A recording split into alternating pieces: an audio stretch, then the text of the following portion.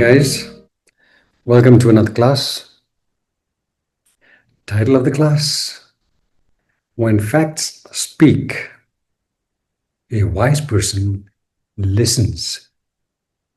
When facts speak, a wise person listens.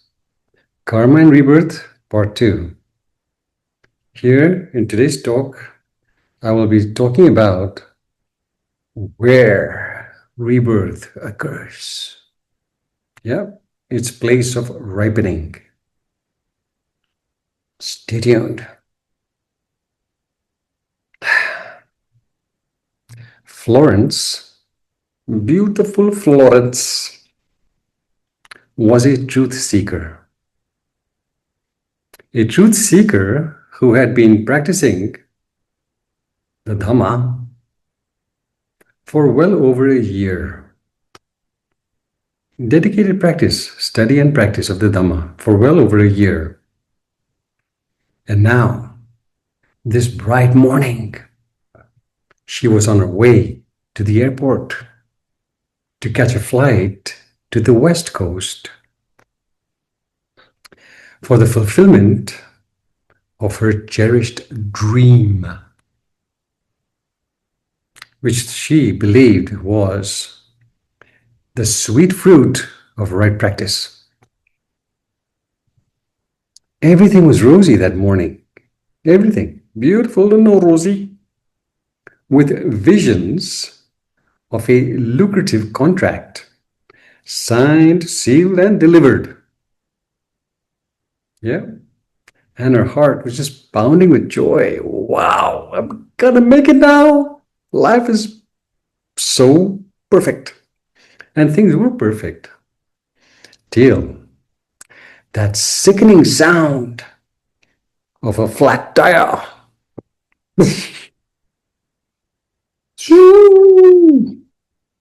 The taxi swerved to a halt, side of the road. The taxi driver got out, looked at the damage, and realized he didn't have a spare. So he said to her, "Sorry, ma'am, I don't have a spare. Don't have a spare." And the nearest station, gas station, is about a mile away. It's going to take a while for me to get this fixed. So sorry, ma'am. So there she was, side of the road, and she needed to catch the next taxi. But it was a little too late to catch that flight. She was so upset. And so she went home an hour later. She got home an hour later and went straight into bed to weep and wail. Why did this happen to me? Why do such things happen to good people? People who have been practicing the Dhamma, why? All kinds of thoughts, negative thoughts, flooded her consciousness. And she went to bed and stayed in bed all day and all night. The next morning, the papers reported that the very flight she was to have taken had crashed. Everyone on board had rebirthed into the next realm. When she read that in the papers, wow, her heart was flooded with thankfulness and joy towards the very forces she had cursed the night before, the day before. Yeah? What does this story tell you? Life has its own mysterious ways of showing us its love and benevolence, its own mysterious ways. Often, those negative realities are working in our favor. We just have to be wise enough to see the blessings in every difficulty. Most people aren't. Yeah? Karma and rebirth. When facts speak, a wise person listens. Okay. In today's class, I'll be talking about where rebirth occurs and what we can do to ensure that we get a good flight to the next rebirth and consolidate a favorable journey towards awakening. Yeah. In the following classes, we will look at how it occurs, why it occurs, along with what we can do to ensure a favorable rebirth, lifetime after lifetime. Okay? Hi. Now, before I talk about where it occurs, we need to set the stage. Yeah? We need to set the stage for that. So here's the stage.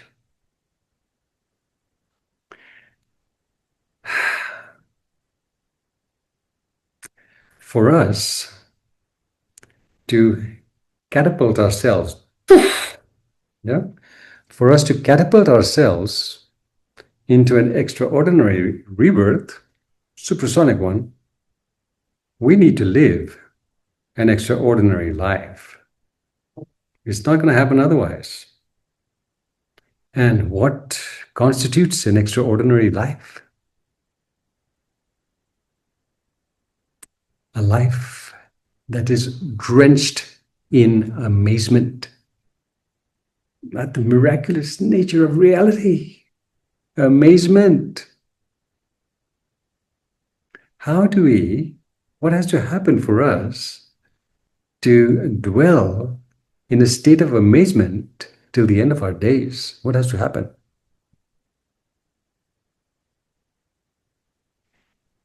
Two things. We need to associate with those beings, those extraordinary beings who are able to show us how to perceive ourselves and the world we live in from an extraordinary perspective. You want an extraordinary life? You need to be able to see things from an extraordinary perspective. Perspective that allows you to dwell in amazement till the end of your days. Yeah? The first requirement for living in this fashion is to befriend those beings, those exceptional beings who can show us how to perceive ourselves and the world we live in a manner that is absolutely enchanting. Yep. So this is not going to happen if we associate with boring people or with those beings who are negative in their outlook. Not happening. Also, it cannot happen if we are living a substandard life with low aspirations. No can do. We need the right conditions for us to live an extraordinary life from which to catapult ourselves into a brilliant one in all subsequent rebirths. Clear? Hi. Cause and consequence. Second important condition is this. When we befriend those extraordinary beings who are dedicated to epic aspirations, not mediocre aspirations, epic aspirations, it sparks the same passion in us to reach for the stars, not for the rocks. Reach for the stars. And reaching for the stars implies our dedication to contribute lasting value to the world. If we're not living in a manner where there's this fair exchange for the blessings we enjoy daily, and so we feel this deep desire to contribute value to the world, lasting value to the world, next life is going to be a little mediocre, like this one. Clear? Once more, just quickly. We cannot be planting papaya seeds and expect mangoes to grow out of them. No can. We cannot be living a substandard life and hope that the next one will be better. Cannot. We need the right conditions. The right conditions are being dedicated to a life of depth and meaning, an extraordinary life, not a mediocre one.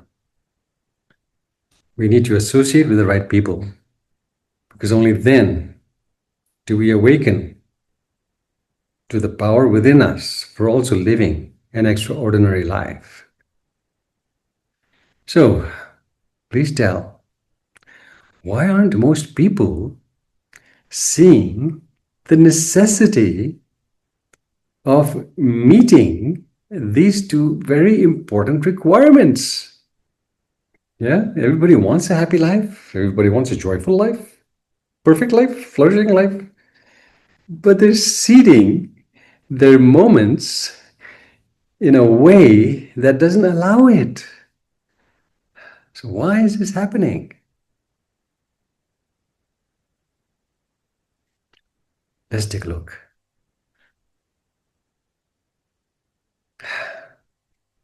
Suppose you were to befriend.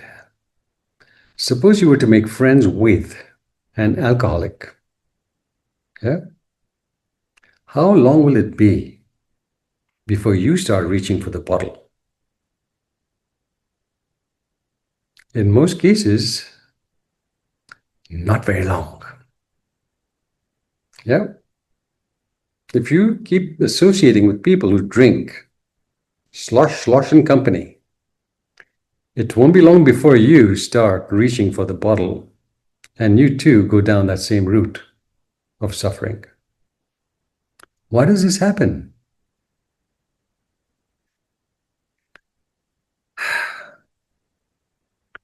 If you have been predisposed to sloshing in previous rebirths, and that imprint is still powerfully entrenched in your consciousness, you will most likely find alcoholics attractive. You will be drawn into their radius, and then you will be drawn into their bad habits because that imprint has not been eradicated. Yeah, that's why. Same thing with the people we associate with. I know loads of people, family and friends, year in and year out, they mix with the same crowd of diminished human beings with aspirations that are a little bit very minuscule. They go on vacations with them, they hang out with them, they indulge with the same numbing habits, and then they wonder why their life is boring. Yeah, imprints from the past, driven to associate with mediocrity, driven to continue living in the zombie forest. Those imprints have not been eradicated. And that's what attracts us to this form of living that's not serving us. I have associated with or lived surrounded by alcoholics, drug addicts, smokers, gamblers since I was 15 till I turned 28, 29. Yeah. Once I left college in the US, where drugs were flowing like the Ganges, yeah, I was no longer in that company. But during those years when I was in their company, I was not attracted to those habits. Not attracted at all. Hey, Behram, come on, have a smoke. Try this pill. Have this drink.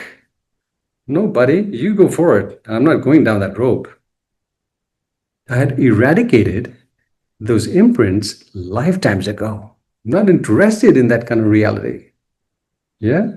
So there was no attraction there. But for whatever reasons, we all grew up with such people. Yeah? They're all over the place. People with bad habits. But I was not influenced by them. I was influenced. At the age of 13, something sparked in my head, and I wanted to know myself. Yeah? My strengths. How could I grow myself better?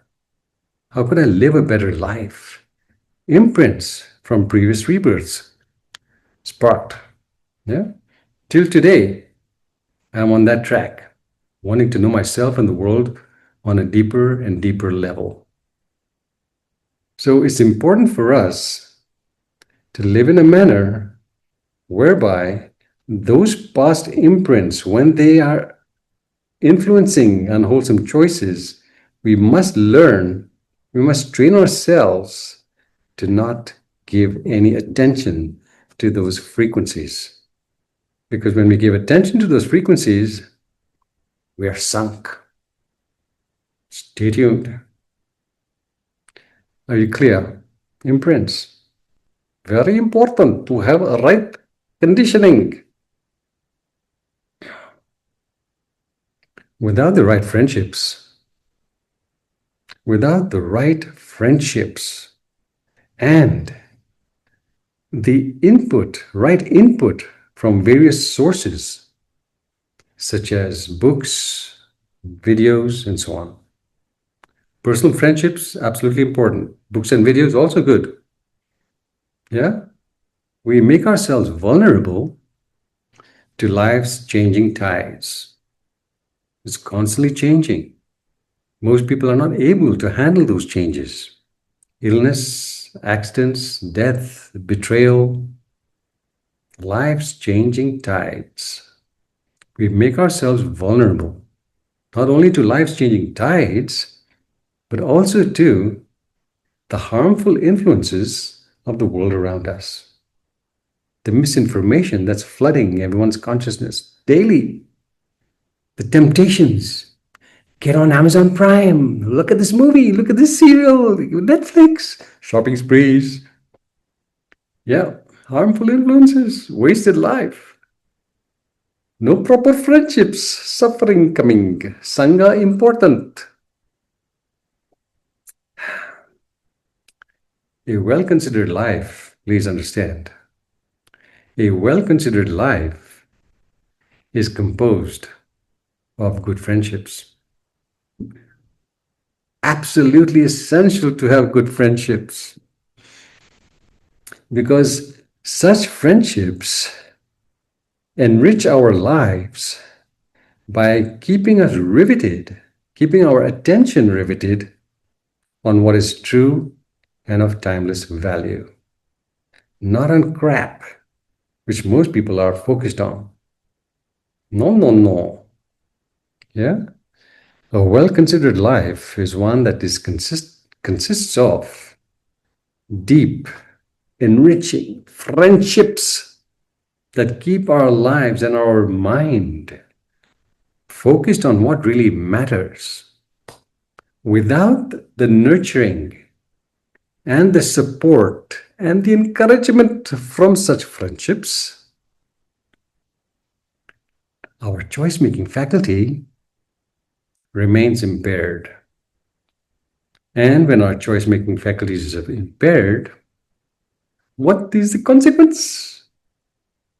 A life lived in turbulence, fears, doubts, difficulties, resentments, suffering. Don't want to go down that road. Yep. Okay. Here's what I'm talking about.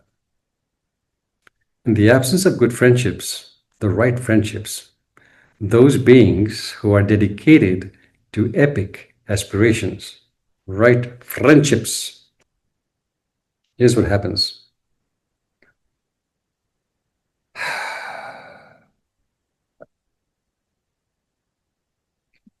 the relentless pursuit, the relentless, frantic pursuit towards the rainbow called happiness. Rainbow is the cause of the greatest misery in this world. Are you aware of that? The relentless pursuit towards that rainbow called happiness is the cause of so much suffering on this planet. Why do I say rainbow of happiness or called happiness? Have you ever tried to reach a rainbow? Yeah, it's beautiful. Looks gorgeous. What a beautiful rainbow. Let's get near it. The closer you get to it, the further it proceeds. There's no catching the rainbow. It doesn't even exist. It's an illusion. Yeah. Happiness out there is also an illusion. So you see, the thing is, countless people consider happiness to be the fundamental goal of life. What is it that you want, sir? What would you like to experience in this world? I want to be happy. Really? Yeah. Okay. Yeah. Most people believe happiness is the fundamental goal in life. And because they believe that's the fundamental goal in life, they believe they're justified in doing whatever it takes to get there. Yeah, to experience it. But this totally wonky thinking, totally wonky worldview is what has caused the global crisis on this planet. Think about it. Reflect on this deeply. You're one of them, most likely, looking for happiness out there. Wake up. The warmongering. One country swallowing up another. Why? It'll make them happy. Yes, success, happiness, prosperity, flourishing. The famine in the world. Where does the famine come from? Yeah? Is it required?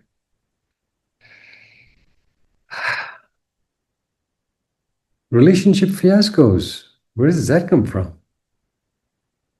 Illnesses springing up like mushrooms in the forest. Look at the pharmacies everywhere. Hospitals are full. Prisons are full.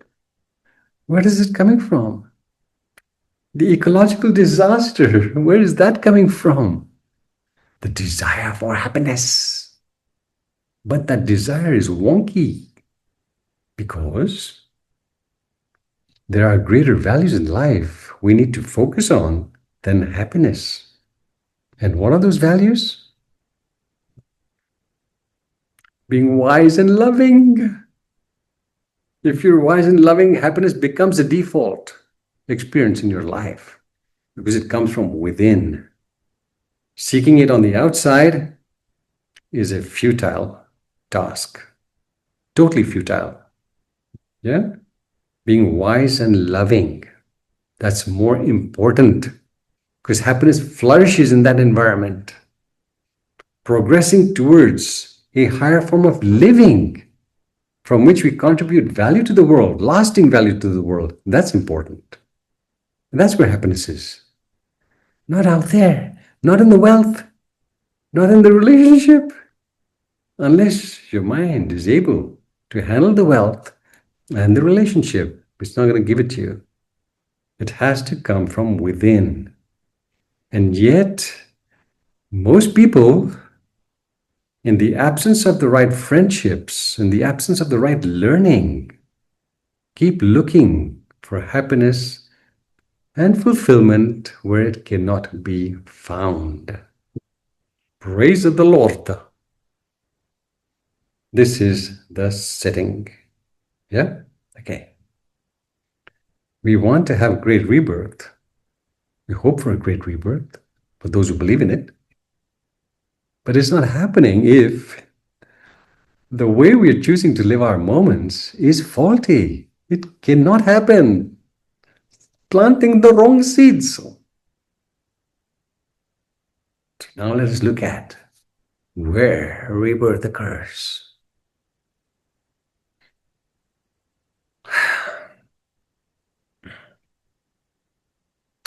From the Buddhist perspective, there are 6 realms, 6 dimensions of reality in which we are reborn. Yeah? It's called the wheel of life. 6 realms. And there's nothing progressive about it from here to here to here. We can go from one to the any one, yeah? Depending on how we've chosen to live. What are these realms? The God realms, demons, yes, there's out there, humans, animals, ghosts, and the hell beings roasting in hell. Yeah.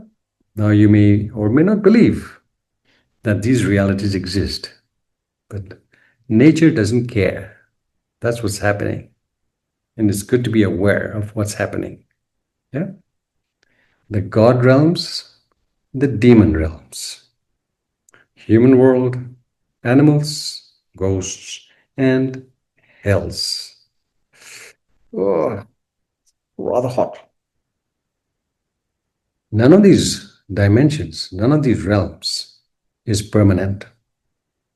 And each of them is subdivided into, well, many subdivisions. For instance, in the animal world, we have all kinds of animals, yeah? Those who live on land, those who live in the sea, those creatures that fly, all kinds, yeah? Same, but in each realm, there are subdivisions. There's not just one god realm and there's only one kind of god. Many kinds of demons, many kinds of humans. We have Africans, we have Chinese, we have Caucasians, Indians, all kinds, yeah? There's variety. Life is so incredibly varied. These are the realms. Nothing lasting about them. They're all impermanent. The cycle of life, all impermanent. Now, to understand these, the population density in these realms, imagine a broad-based pyramid. Broad-based pyramid, like we see in Egypt. Those in the hells and the lower worlds is the densest population. Plenty of beings in suffering realities. Fewest beings in the higher realms, God realms, fewest. Okay? Broad-based pyramid. We don't want to go down into the lower worlds, because once we get into the lower worlds, very difficult to get out. Easy to go in, not easy to get out. And that's why we need to live a well-considered life. We don't want to go below the human world. Not just painful, but the time span we live in those worlds is phenomenal. Phenomenal. Long time of suffering, but it ends. But it's a long time. Okay, next. There are 5 things, 5 key realizations we need to have in relation to where we are reborn, in relation to these different realms. Okay? The first key realization is to understand that where we are reborn in our subsequent lives is not determined by God or our fairy godmother or any other thing. Yeah? No. So what determines it? What determines our next rebirth? Whether pleasant or painful?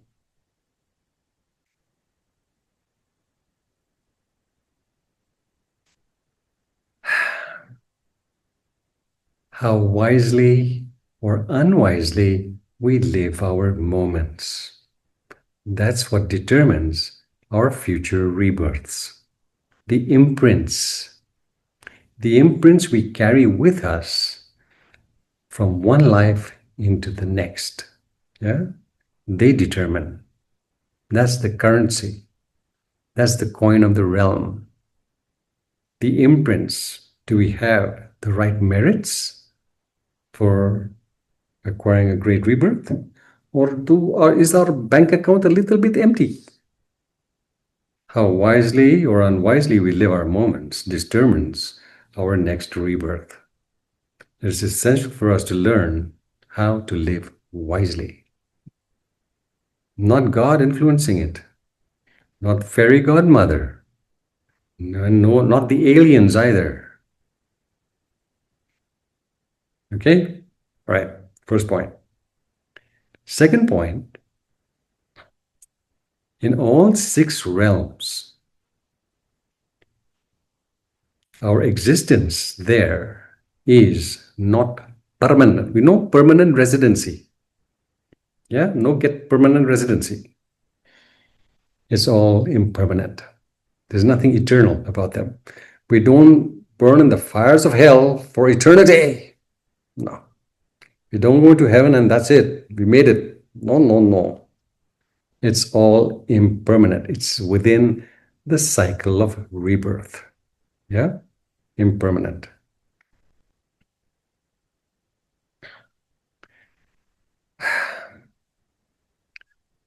If, for instance,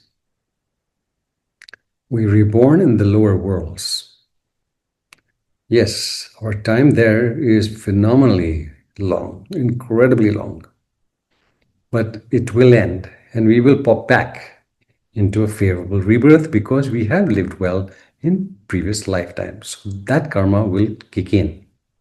Just think, suppose you've committed a crime and you have been locked up in prison.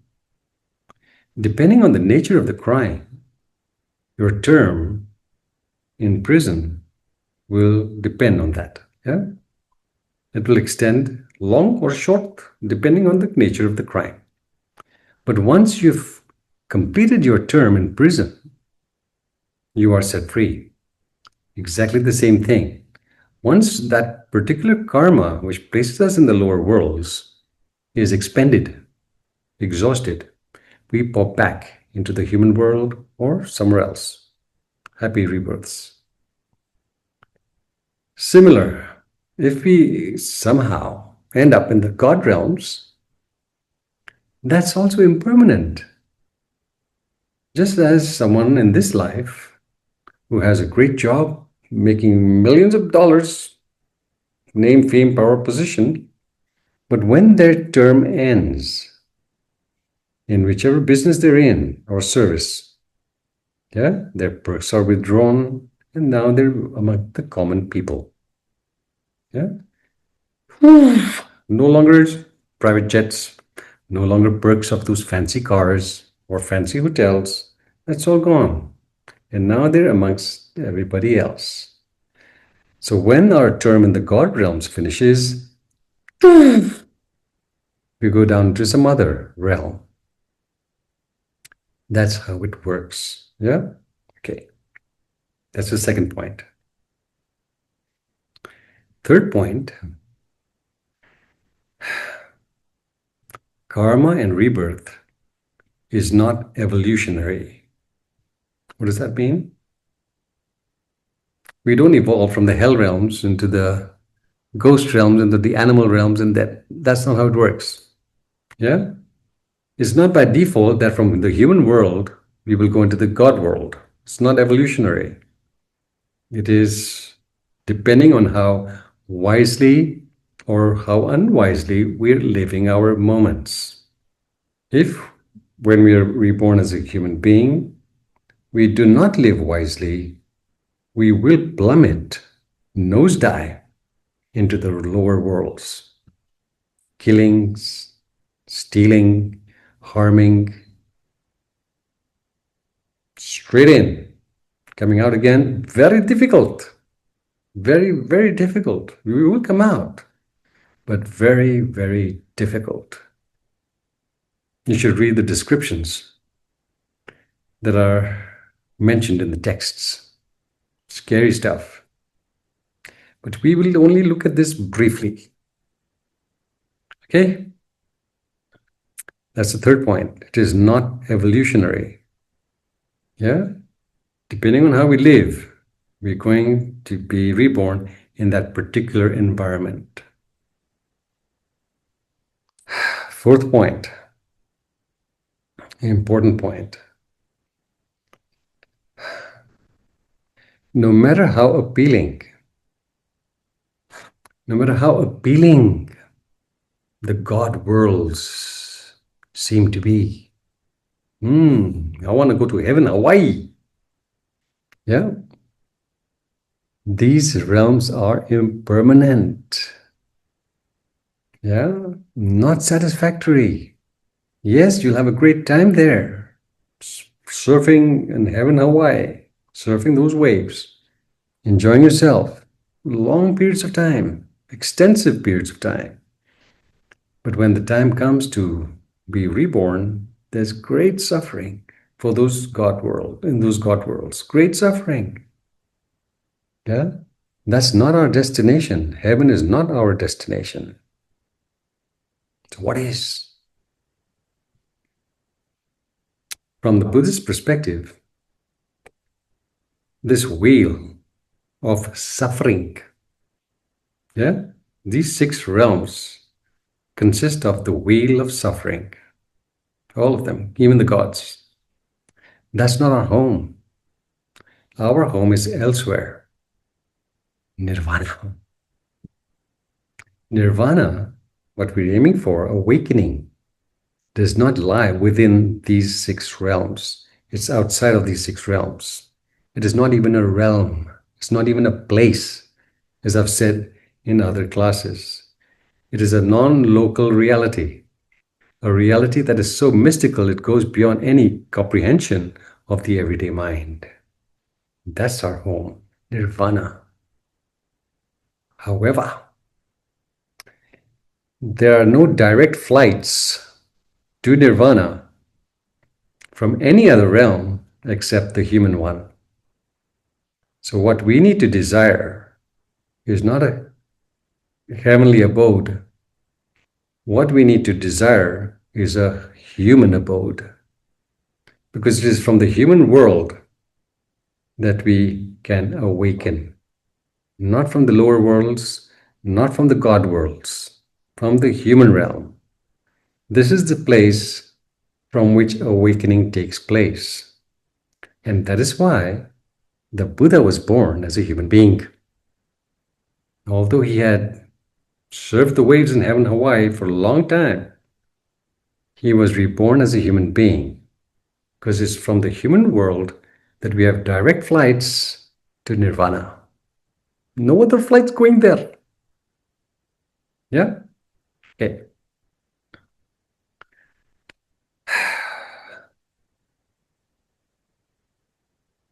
Now, point number 5. Although in any given rebirth, we can experience all 6 realms while we are in this human form. Yeah? We can experience the physical anguish of the beings in the hell realms. Oh, terrible pains from illnesses, from whatever. Terrible. You can experience it. You can experience the God realms. Pleasures, possessions, all kinds of stuff can be experienced, yeah. And all the other realms, we can experience them in a given rebirth.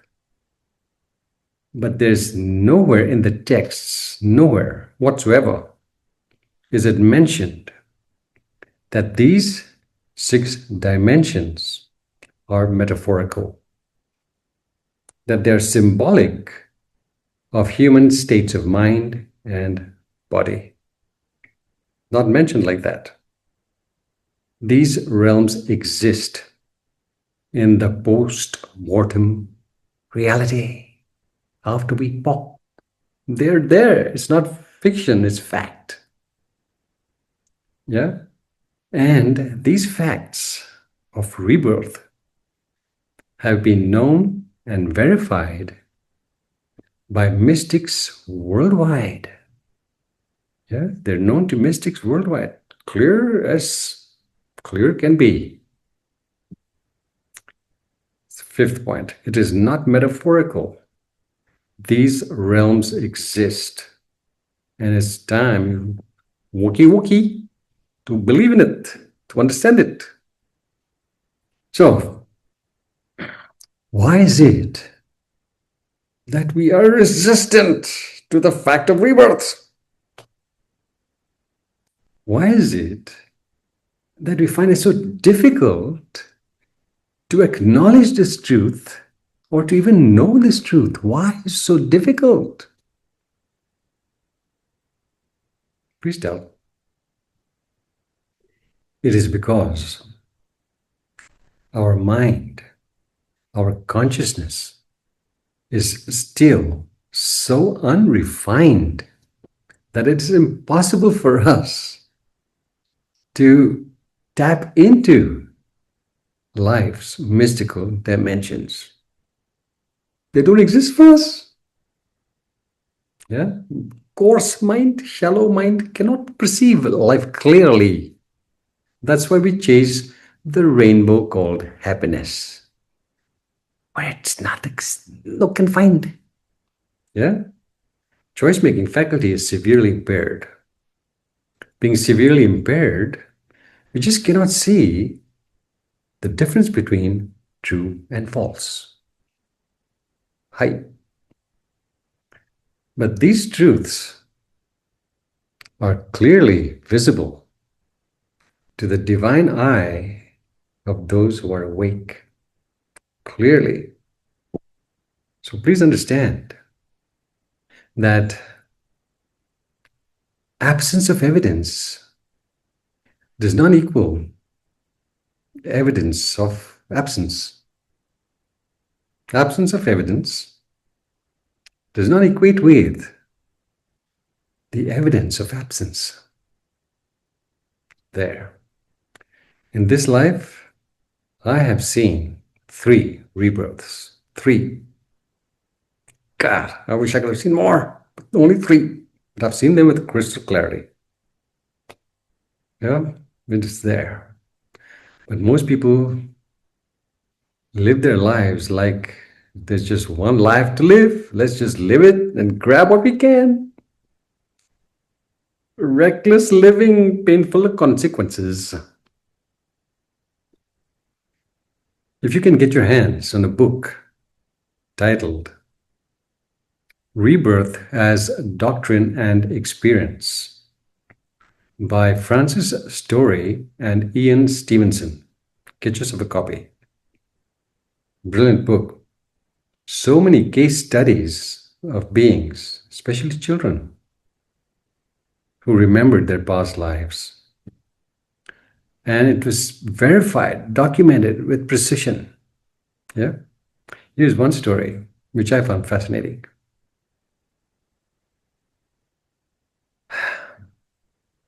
There was this milk girl in Thailand taking milk from home to home, those who had ordered some milk before Amazon came on the scene. Yeah, milk girl taking milk from home to home to deliver it for their morning tea and whatever. On her rounds, delivering milk, she would pass by this beautiful home, a mansion, gated. Yeah. And she would stop there every single day and admire the people living there. The kids playing there in the garden, And she would think to herself, God, I wish I would be reborn in such a mansion. That was her wish, again and again and again, year in and year out. And guess what happened? With that powerful imprint, she consolidated in her mind. Yeah, it became her self-fulfilling prophecy.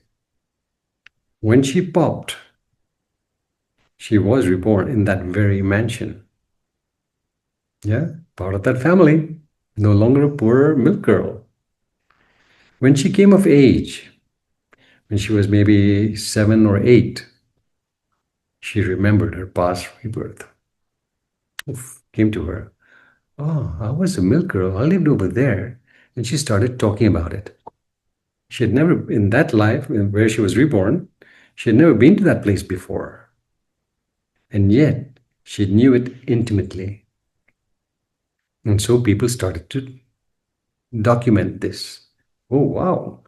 The names of her parents, the names of her siblings, what all happened over there years ago. Crystal clear in her mind. Yeah. So many case studies are there for those who want to see. For those who don't want to see, even the evidence is right in front of them. We still do not believe. Wake up. There's rebirth. And it's important that we learn to live wisely now, because unwise forms of living will catapult us into dimensions that are extremely painful. And to get out of those dimensions is extremely difficult. Wake up. Broad-based pyramid. Beings who are suffering the most are in the lower worlds. And for them to get out of those lower worlds, oh, tremendously difficult. Okay, right. So, for us to ensure a favorable rebirth, it is absolutely essential for us to keep certain important truths in mind. Forefront of our consciousness, important truths. I've already shared some in the beginning of the class. Do you remember them?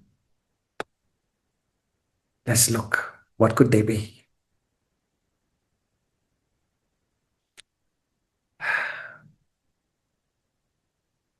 We all desire an extraordinary life. But it takes more than wishful thinking to make it so. We all want a supersonic life, but we're living a mediocre life. It cannot happen. Yeah? Important truths to keep in mind. An extraordinary life is composed of extraordinary moments, amazing moments, enchanting moments. And the only way we can experience that is to associate with those beings who are dedicated to awakening. Yeah? Because then it rubs off on us. We start to reach for the stars instead of reaching for the gravel that we're reaching for.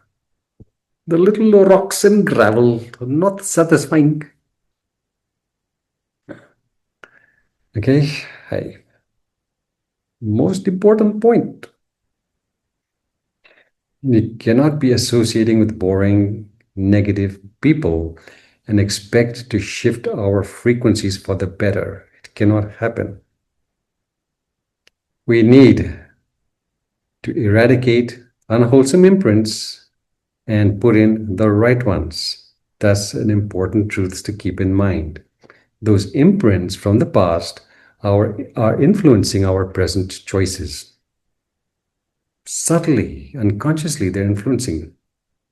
And we're swayed by those negative influences.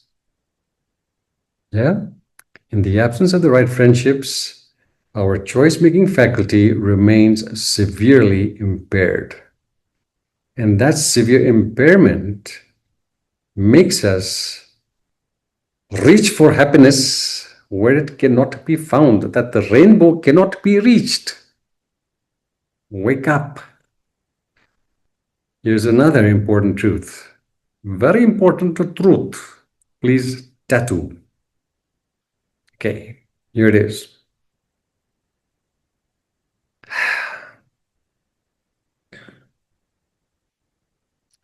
The marginal consequences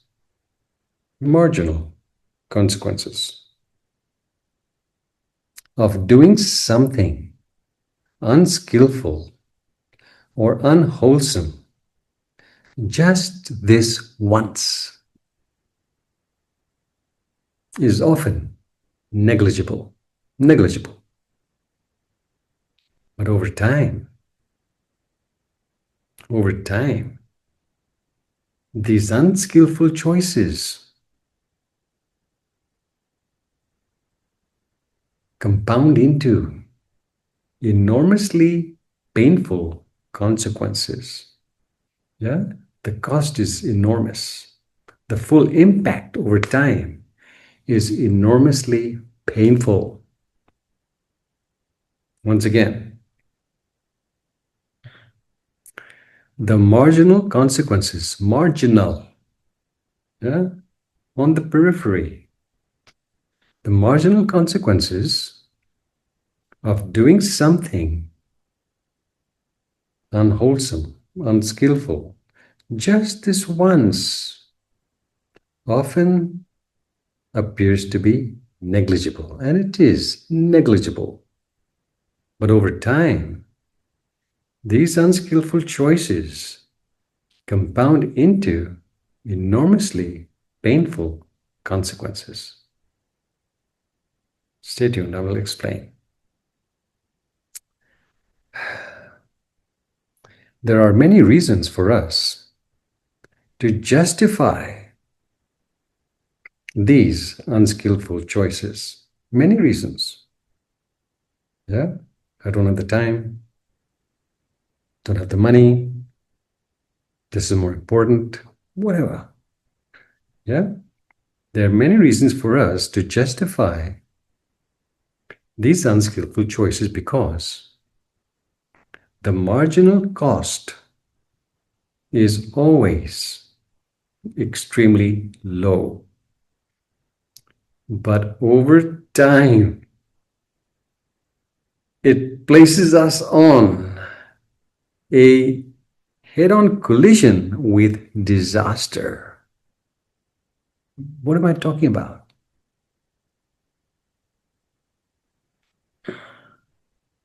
How are bad habits formed? Drinking, smoking, drugging, gambling, you name it. How are bad habits formed? Through those seemingly insignificant choices, which compound into habits that destroy us. That's what I'm talking about. Yeah? Marginal consequences. The gravest wrongdoing, as I said in the earlier class, the worst wrongdoing we can engage in is to postpone spiritual clarity in favor of worldly success. Over time, in the beginning, we don't see the effects, marginal consequences, negligible. But as we get older, we see the effects, illness, relationship fiascos, stress in the workplace, financial disasters, you name it, catastrophic. Yeah? So,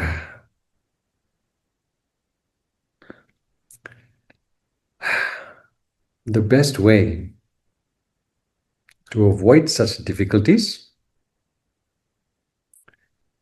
is to make it easier for ourselves by holding firmly to sound principles 100% of the time. Not 98%, not 99%, 100% of the time. Yeah, it's a lot easier to hold on to sound principles in the midst of all the temptations around us 100% of the time than it is to hold on to them even 98 or 99% of the time. Why? Why? Because engaging in wrongdoing just this once, what happens? There's nothing stopping us from repeating that wrongdoing again and again and again. It's as addictive as having a bag of chips and taking just a handful and saying, okay, that's it. How many people can do that? Gobble, gobble, gobble, gobble. Before you know it, you've eaten up the whole bag of chips. 1 kilo. Yeah? By engaging in wrongdoing just once, there's nothing stopping us from repeating that error, that folly, again and again and again.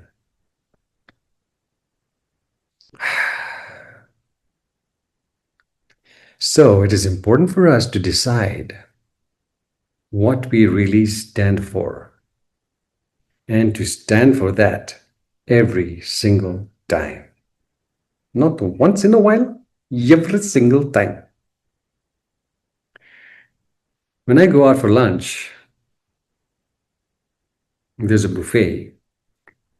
Yeah, lots of yummy things to choose from. I only go for one serving. One. I do not overeat. Yeah, the temptation is not even there to overeat. Why?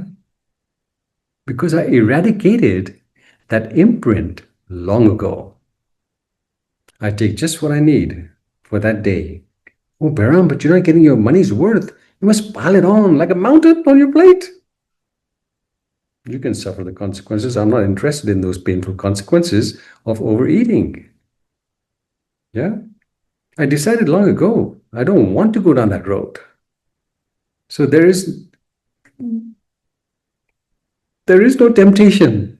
I'm not tempted to go back for seconds and thirds and just keep gobbling.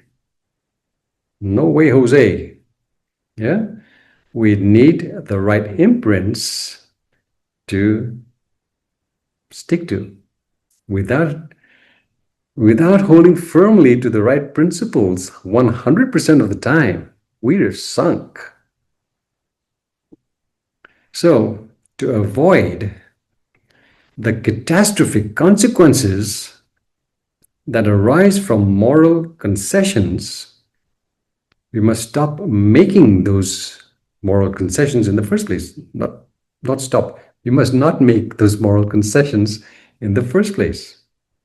Yeah? No. So whenever the devil's voice is heard by us, hey, just this once, do it just this once. Yeah, whenever the devil's voice is heard by us towards engaging in any unwholesome action, we have to immediately shift our attention towards the kind of person we need to be to flourish in this life and those to come. Because if we heed that devil's voice, ruin, total ruin can arise. It's dangerous stuff. Yeah? To avoid the catastrophic consequences of moral concessions, we must not make those concessions in the first place.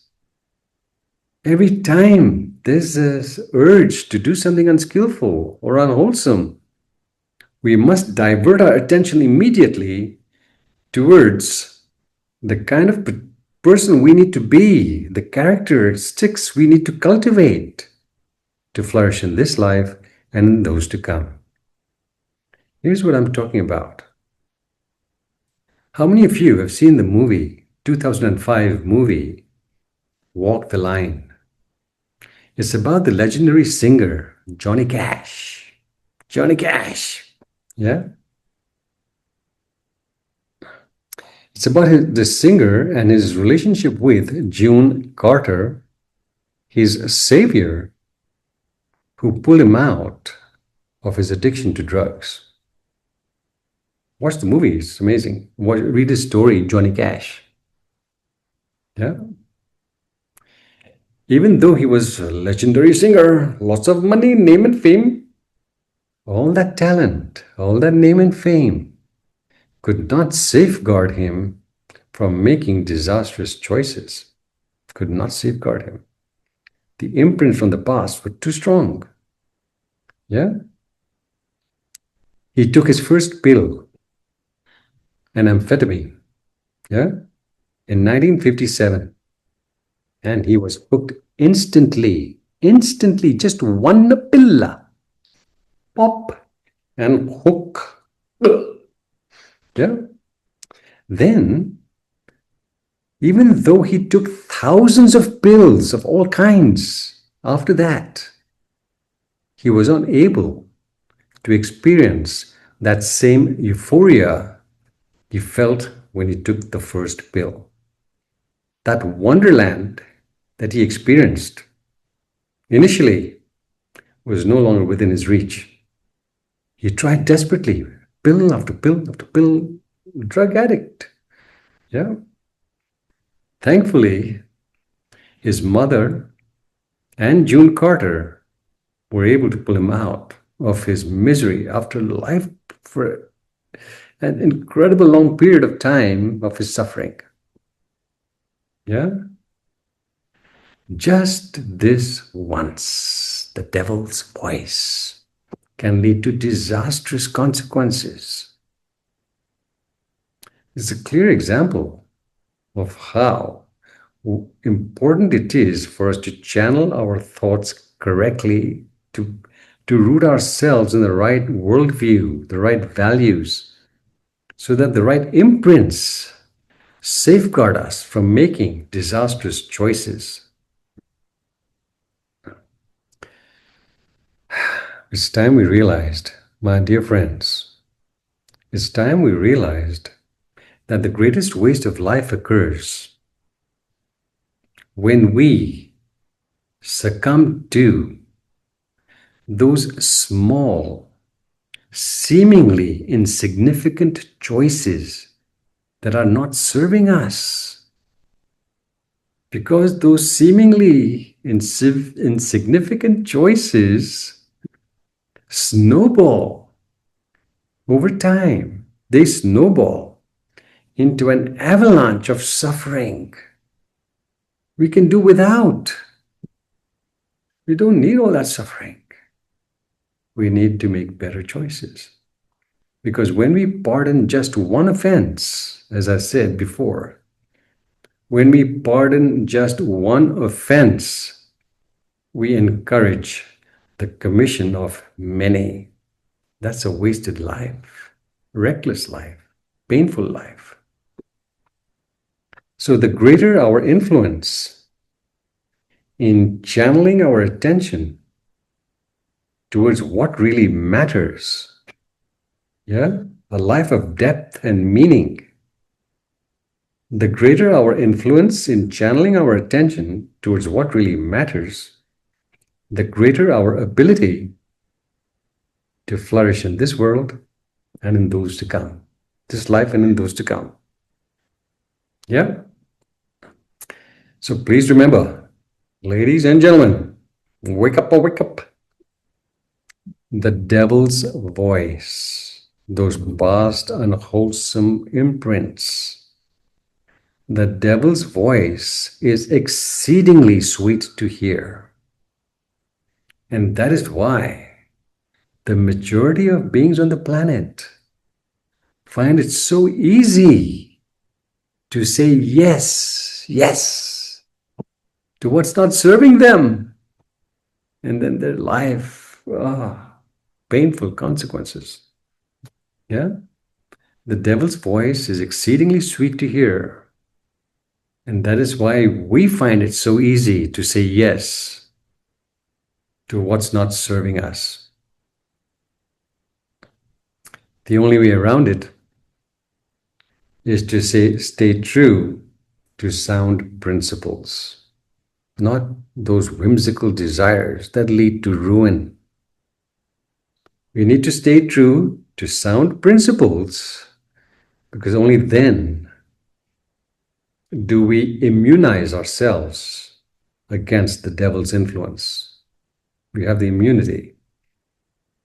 As I said yet in the last class, when our mind is well channeled, Mara, or the devil, the tempter, cannot uproot a rocky mountain.